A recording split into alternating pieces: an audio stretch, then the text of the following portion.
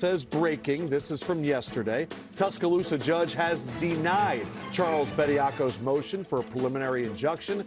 He will now no longer be able to play for Alabama. This is per court documents at the time. He had played 5 games for the Crimson Tide, averaging around 10 points, 5 rebounds, just over a block per game. This was 3 years after leaving Alabama.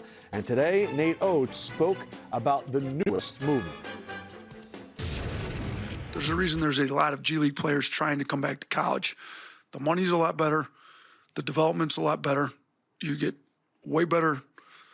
You get a full-time dietitian, full-time strength coach. You're not traveling on commercial flights, spending all your time in airports. He's here. He's in school.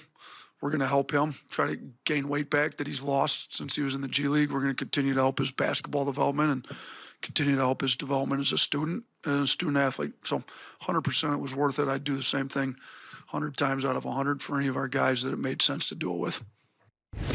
All right, your reaction, Mash.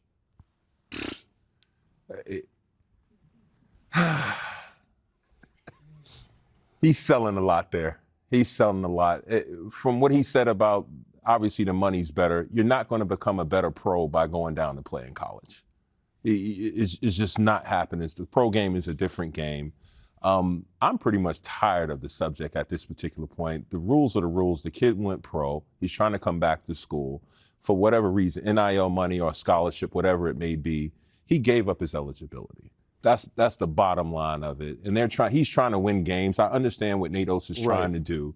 But at the end of the day, that was just a bunch of nonsense right there when he's comparing the G League to college and the dietitian and all those different things. He had all those things coming out of Alabama. Right. And he still didn't make it as a pro.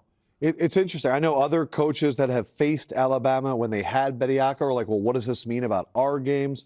I know Coach has a lot to say on it, so I want you to chime in. That's what I was going to ask Coach or ask you guys. What actually happens to the games that he participated in?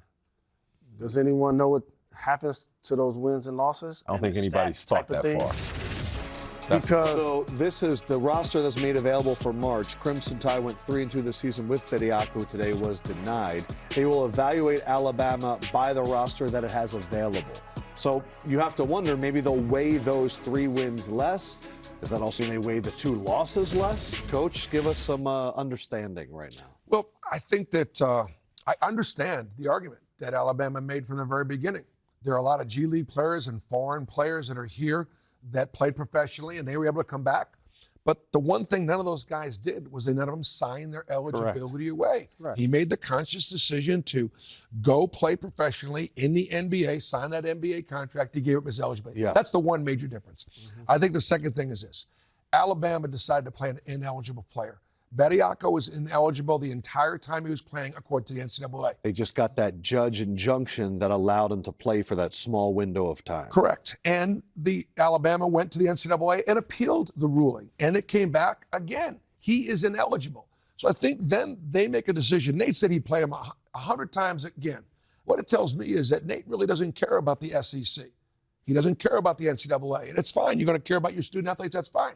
But you're a member of this conference, and you're a member of the NCAA. What about the rest of the team? What about the rest of the players? Why should those 5 teams have had to play against an ineligible player? And I think it was selfish, and I think it was wrong.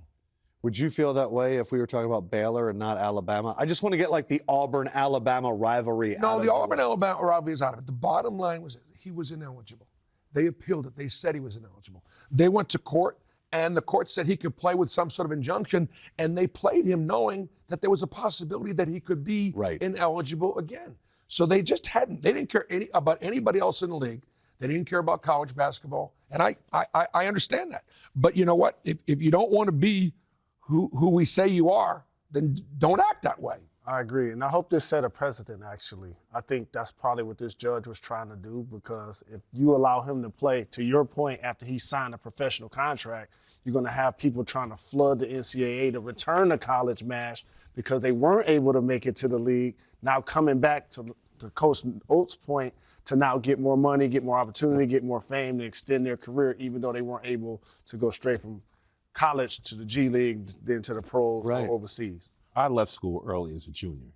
I gave up my eligibility to be drafted 4th overall by the Dallas Mavericks. I made a decision, And I think I made the decision based upon a lot of factors and the information that I had at hand.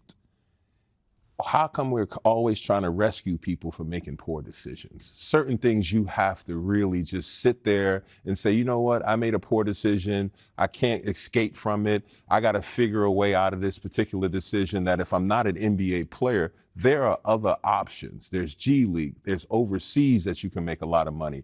That may be just his ceiling. I don't understand coming back to college, you're not improving your draft stock. They already know who you are. Right. Where do you go from here? So at some level, there has to be a certain level of accountability, not only from the student athlete, but the handlers around them and also the university as well. What you said there, where do we go from here? Coach, I'm curious. Is this 25-26 season and these issues with NIL and eligibility, do you believe this will be a one-year snapshot that we look back and go, man, thank God we figured out the rules?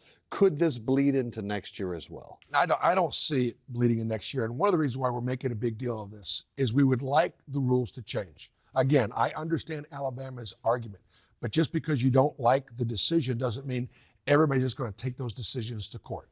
We need a new structure. We need a new framework. We need Congress to either act, okay, and give us the ability to get in the same room with the student athletes and change this system, or tell us that they can't and they won't give us some protection from the Sherman Act rules. And then I think college athletics, the commissioners and the presidents have got to get together and said, we need a new model. And there'll be a lot of people that say Congress has a lot of other things to concentrate on, and rightfully so. But I do remember a time when players like us at our ages were screaming about not being able to get paid for NIL. Congress had a lot to say about us not getting paid. Correct. Now that the players are now getting paid, to your point, there's silence in Congress, but there's also no leadership in the NCAA.